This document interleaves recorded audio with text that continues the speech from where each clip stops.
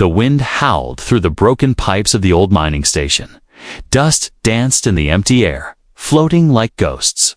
Cole, a middle-aged human engineer, stood by the supply shed, counting his food packs. Something felt wrong. He had packed exactly 20 sealed meals the night before. Now, only 17 remained. His hands tightened. Someone had stolen from him. There was no one else on this part of the planet. No workers, no drones, no patrols. The mining colony had been shut down after the war. Only Cole stayed behind, fixing what was left and waiting for the next shipment. Cole looked around carefully. His brown eyes scanned the rocky ground. Then he saw its small footprints in the dust. Too small for an adult, too wide for a native animal. They led toward the rusted storage tunnels. Cole grabbed his tool pack and followed. The deeper he went, the colder it became. The station's lights flickered above, casting long shadows. Water dripped from the ceiling, echoing like slow footsteps. Then he heard something soft breathing. A whimper. He moved silently, heart pounding. Behind a broken crate, he saw a figure, a child. He was thin like a stick, skin pale blue and covered in grime. Large eyes stared up at Cole, wide with fear. The boy held a half-eaten food pack in his shaking hands when Cole stepped forward. The boy tried to run, but he stumbled, too weak to move fast. Cole didn't chase him. Instead, he knelt slowly and held out his hand. "I'm not here to hurt you," Cole said gently. The boy didn't answer. His stomach growled loudly, and his eyes stayed locked on the exit, but he didn't run again. "What's your name?" Cole asked. Still no reply, only silence, and those hollow eyes filled with fear. The boy finally stood and backed away. Then, without warning, he turned and ran deeper into the tunnels. Cole sighed and followed quietly. Something in his heart wouldn't let him walk away. The path twisted through the darkness. Old machines lay broken on the sides. Finally, the boy stopped in a hidden corner of the tunnel. There, lying on a pile of cloth and metal parts, was a woman. She was barely alive. Her skin was the same pale blue, her breathing shallow, her eyes open slightly as Cole approached. She didn't have the strength to move. "Mama," the boy whispered and rushed to her side. Cole stood frozen. He had expected a thief, maybe a lost scavenger, but not this.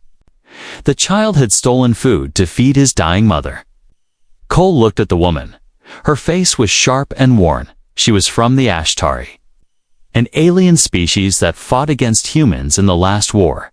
They were believed to be dangerous, heartless and cruel.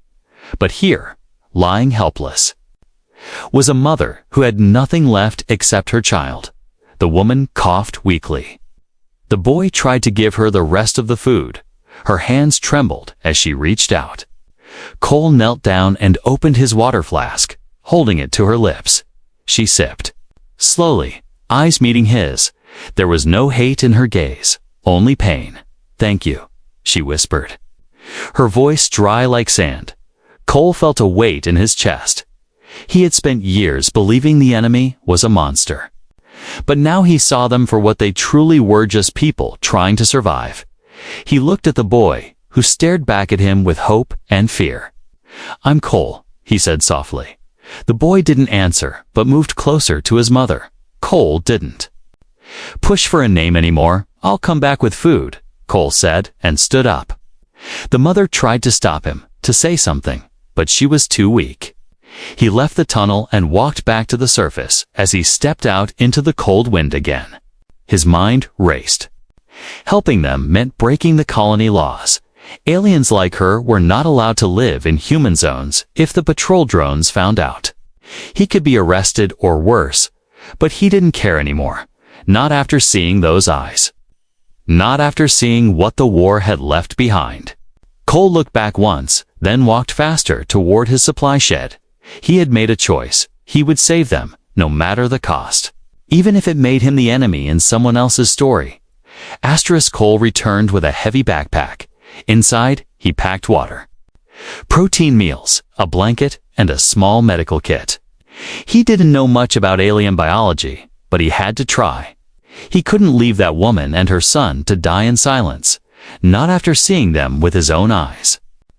The sun was already fading behind the rusted towers of the old colony. Shadows stretched across the ground like reaching hands. Cole moved quickly but quietly. If anyone saw him heading toward the abandoned tunnels, there would be questions. He had no answers that wouldn't get him in trouble. He slipped through the same broken hatch and entered the cold tunnel again.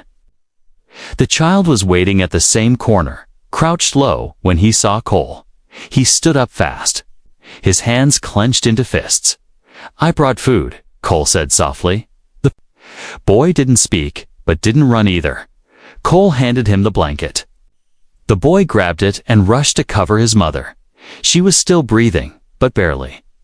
Cole knelt beside her and opened the water bottle. She drank slowly, her hands trembling. Then her lips moved, her voice dry and soft. "My name is Mira," she said. Cole nodded. "I'm Cole," he replied. "I want to help." Mira's eyes filled with tears. "No one has helped us since the war," she whispered. "We were scientists, not soldiers." Cole looked at the boy.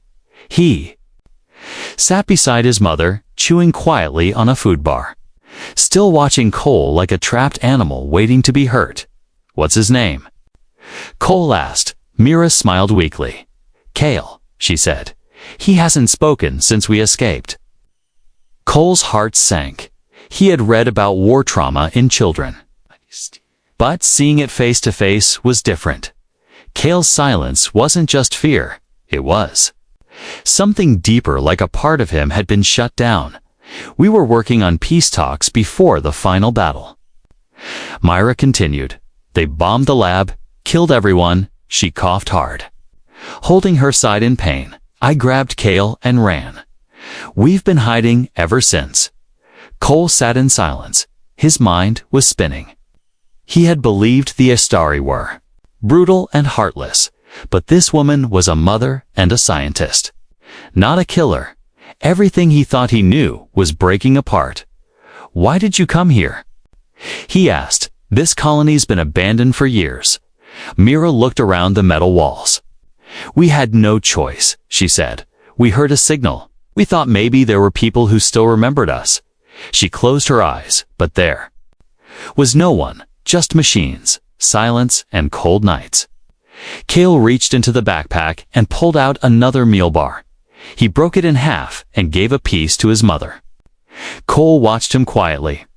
There was love in that small gesture, more powerful than any weapon he had ever seen.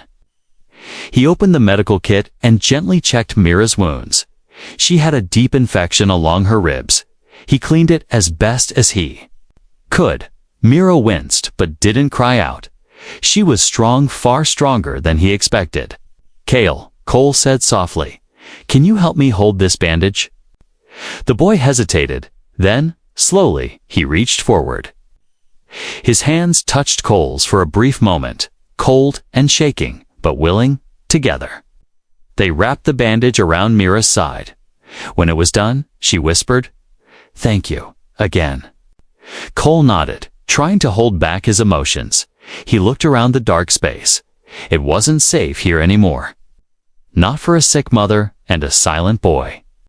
Not with drones flying nearby and the law ready to punish anyone helping aliens. "You can't stay here much longer," Cole said. "I'll find a better place for you to hide." Mira looked up at him, her eyes tired but hopeful. "You would do that for us?" she asked. Cole didn't answer. He just nodded and stood up as he turned to leave. Kale tugged at his sleeve. Cole looked down. The boy stared at him, eyes wide and unsure. Then, in a whisper barely louder than the wind, Kale said, "Thank you." It was the first word he had spoken in months. Cole froze. That one word hit harder than any weapon. He looked back at the mother and son. He had made his choice, even if it cost him everything. He would protect them because no child should be forced to steal to save his mother. and no human should walk away from a soul in need. The next few days passed slowly. Cole returned to the tunnels every night, each time. He brought more supplies, medicine, food, warm clothes. He fixed a small heater from scrap parts and placed it near Mira. It wasn't much, but it helped her breathe easier. Myra's condition was improving. Her skin had color again, and she could sit up without shaking. Cale stayed close to her, silent but always watching Cole. He didn't speak again after that one, thank you, but he followed Cole's movements with curious eyes. One evening, while Mira rested, Cole showed Cale how to repair a broken lantern. The boy listened carefully, his small fingers learning fast. For the first time, Cole saw a faint smile on Cale's face. It was quick, but it was real. As the boy worked beside him, Cole felt something strange. He wasn't just helping anymore. He was caring like a brother, or maybe like a father. And that scared him more than the law ever could. That night, Cole stepped outside to check the perimeter. The sky was dark and full of stars. Then he saw a patrol drone. It hovered far in the distance. Blinking red, Cole froze. It hadn't come this close before. He knew the colony wasn't fully abandoned. Some drones still scanned the area every few days, but this one had stopped, and it was watching. He ducked into the shadows. Heart pounding. Had it seen him enter the tunnel? Had it already scanned Myra or Cale? It had. Everything was over. Cole waited until the drone moved on. Then he rushed back inside. He didn't want to scare Myra. But she needed to know. They're getting closer, he said. Myra's eyes widened. How long do we have? She asked. Maybe days. Cole replied, maybe less. Mira looked at Cale and pulled him close. We can run if we have to, she said. We've done it before. No, Cole said firmly. You're still recovering. And Cale is too weak. He paused. There might be another way. He told them about an old maintenance tunnel that led out of the colony. It was deep underground and forgotten. If they could reach it, they might find a way to escape unnoticed. But it's risky, Cole added. There could be cave-ins, gas leaks, no air. Mira nodded slowly. We'll take any risk now, she said. We have no other choice. Cole agreed to check the tunnel the next morning, but that night he barely slept. His mind kept replaying the image of the drone, its red light blinking like a warning at sunrise. Cole grabbed a flashlight and gear and made his way to the tunnel entrance. It was hidden behind a collapsed hallway near the colony's western edge. The air smelled stale, like rust and mold. He stepped inside carefully. Each step echoed in the silence. The tunnel was long and narrow, walls covered in dust and wires. Parts of it had fallen in, but the main path was clear. After half an hour of walking, he found an old escape hatch. He pried it open. Cold air rushed in. Outside, beyond the metal door, was the open desert. Free and dangerous, but not watched. Not yet. Cole returned to Myra and Cale that evening. We have a way out, he said. But we need to move soon. Myra looked stronger now. She had eaten well, rested, and started walking short distances. Cale helped her, always by her side. They were ready, but time was short before leaving. Mira handed Cole a small metal chip. This, she said, is everything I worked on before the war. It proves we were peaceful, that we were trying to stop the fighting. Cole turned it over in his hands. What do you want me to do with it? He asked. If anything happens to me, Mira said. Give it to someone who still believes in truth. He nodded, placing the chip safely in his vest pocket. Later that night, Cole stood outside the tunnel entrance. He looked at the stars. Again, above him, another drone passed silently. It didn't stop this time, but it flew slower than usual. Like it was still watching, Cole clenched his fists. Time was running out. They had to move, and soon. What started as a stolen meal had become something far more dangerous, far more human. He had stepped into something bigger than survival. He had found family, and now he had to protect it. The night before they planned to escape, Cole sat beside the small heater. Cale was curled up. Sleeping under the blanket, his chest rising and falling softly, Mira sat nearby, her eyes glowing faintly in the low light. She stared at the shadows on the wall, but her mind was far away. Cole handed her a warm drink made from dried fruit and herbs. Mira nodded in thanks, her hands still shaky, but stronger than before. "I need to tell you something," she said, her voice quiet. Cole looked up. Sensing this wasn't just conversation, she took a breath. "My people didn't want the war," she began. "We were scientists, explorers, teachers. But when the humans came and took our resource worlds, the leaders panicked." Cole stayed silent, letting her speak. "I was part of the team sent to negotiate." She continued, "We wanted peace, trade, shared knowledge, but someone sabotaged the talks." She reached into her bag and pulled out a small silver cube. "This is proof," she whispered. "It holds recordings, files, messages between high-level officials, both human and Astari." Cole held the cube carefully. "This proves the war was started on purpose?" he asked. Mira nodded, her face full of sadness. "Some humans wanted to expand into our systems," she said. "And some of our own leaders wanted to fight before they lost everything. They used fear," she added, "turned people into enemies with lies." Cole's hands tightened around the cube. Everything he had believed, everything he had been taught, it all felt like smoke now. He thought back to the posters, the speeches, the training they had called the Astari monsters. But all he saw now was a mother and her son, hiding like hunted animals. "You want me to give this to someone?" Cole said slowly. "Yes," Mira replied. "If I don't make it, you must find someone who still wants truth more than power." Cole nodded. "I will," he said, "even if it costs me everything." A faint smile touched Mira's lips. For a moment, the pain in her eyes faded. The next morning, Cole checked the escape tunnel again. It was clear, but the wind had picked up outside, thick with dust. A storm was coming.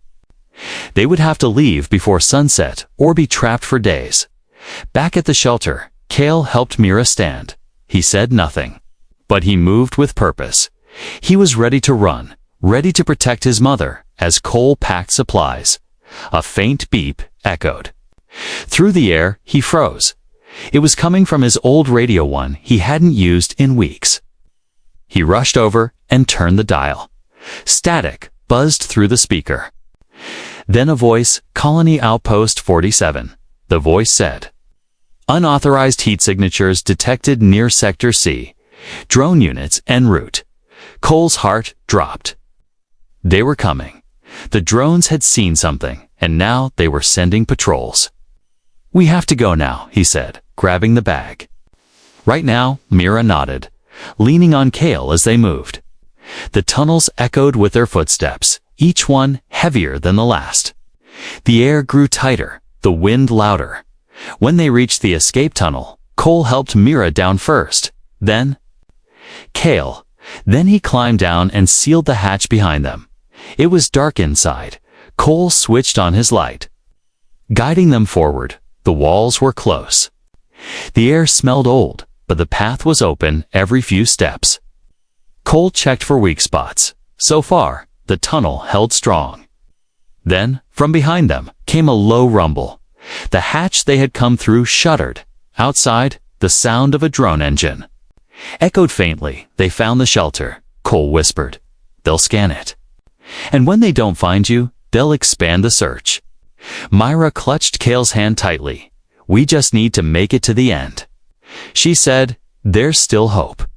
They walked in silence for another half hour.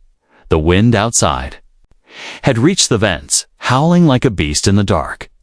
Cale stopped and pointed to the side of the tunnel, a small sign. Half covered in dust, "Evacuation route, east exit." Cole smiled. "We're almost there," he said. But behind them, The tunnel lights flickered, then click, click. Clicked tiny legs, skittering over metal. A scout drone had followed them in Cole. Turned, aiming his flashlight, the drone hovered into view. Scanning, blinking, without thinking. Cole raised his old mining Tula modified cutter and fired. A burst of light hit the drone. Frying its circuits, it dropped, sparking on the tunnel floor. Smoke filled the air. Myra covered Kale. Cole crushed the drone under his boot. "It sent a signal," he said. "We don't have much time." They ran the last stretch. Breathless, hearts pounding, legs aching. When they burst through the final hatch, daylight blinded them. Outside was open desert wild. Empty, but free. They had escaped the tunnels, but the real danger had just begun. Behind them, war machines were waking again. Ahead, the truth waited to be delivered. And Cole knew what they carried wasn't just proof. It was the last chance for peace. Asterisk. The desert stretched out like a sea of dust and bones. No trees, no buildings. Only cracked ground and sharp rocks. The air was dry and hot. Every breath felt like sand. Cole, Mira, and Kale moved slowly, staying low. The wind howled, carrying the sound of distant engines. They had escaped the tunnels. But the danger had not ended. Behind them, the destroyed drone had already sent out an alert. Patrols would be sweeping the area soon. They had only hours, maybe less, before they were hunted again. Cole checked his scanner. "There's a ridge ahead," he said, pointing. "If we reach it, we can stay hidden from the sky." Mira nodded. Her arm wrapped around Kale's shoulders. He was tired, his steps slower now, but he didn't complain. He held Mira's hand tightly. Refusing to let go, the ridge was rocky, with broken cliffs and narrow caves. Perfect for hiding, but also dangerous if they were trapped. Cole led them to a narrow crevice and helped them slip inside. The space was small, but it blocked heat and view from above. They rested there, drinking water in silence. Cole sat at the edge, watching the sky. His hands clutched the silver cube Myra had given him. Suddenly, a sound broke the stillness. A low hum, soft but steady. It grew louder, closer. Cole's heart froze. A drone. He grabbed his scope and peeked through the crack. A black scout drone hovered high above the ridge, but this one was different. It didn't fly past like the others. It stayed, it circled, slowly scanning the area over and over. Again, Cole whispered, "It's searching for us." Mira moved beside him, her face pale. "Why hasn't it left?" She asked. "It knows we're close," Cole replied, "but it hasn't locked on." Kale crawled forward and looked out. The drone's red light blinked every few seconds. Like a heartbeat, steady, patient.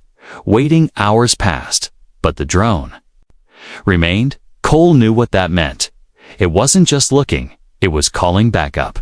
"We can't stay here," he said. "But we can't run either, not while it's above." Kale tugged at Cole's sleeve and pointed to the cliff behind them.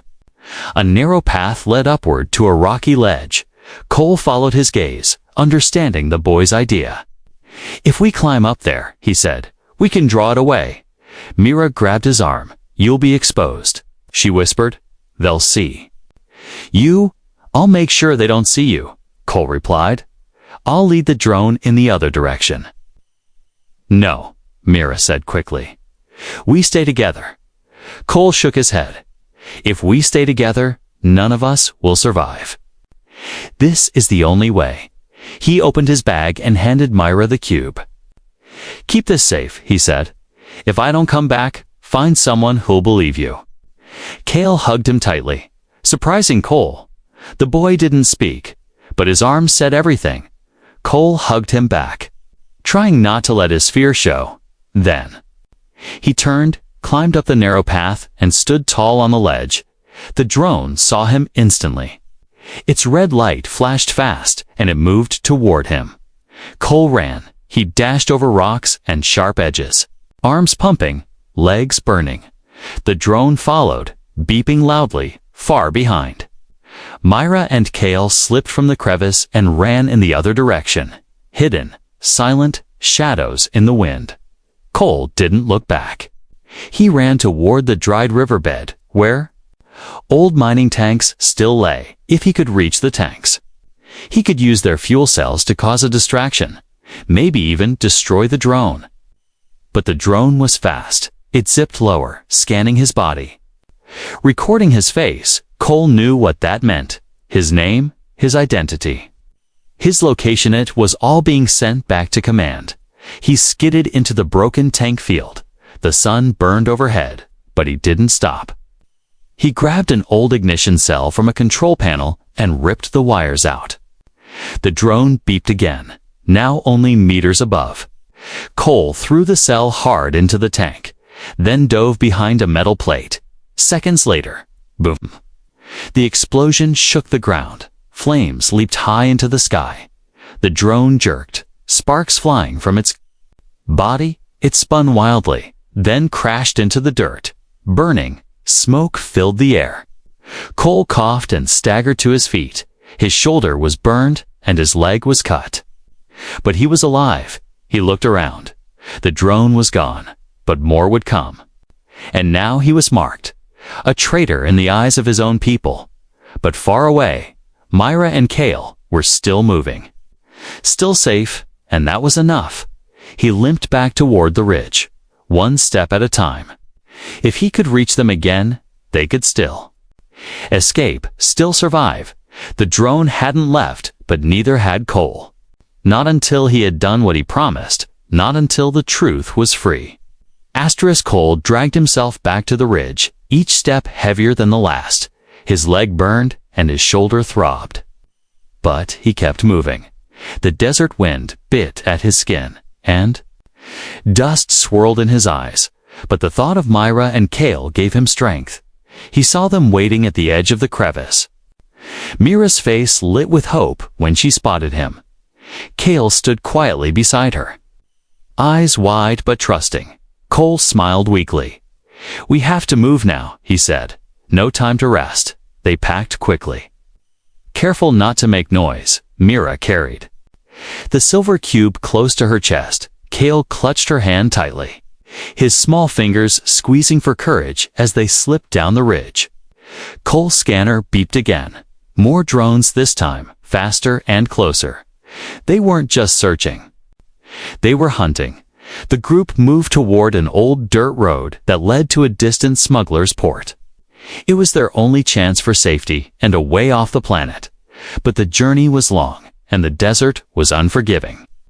Hours passed under the blazing sun. They hid in rocky outcrops and dark caves. Every sound made their hearts race. Every shadow could be an enemy. At night, Myra rested while Cole kept watch.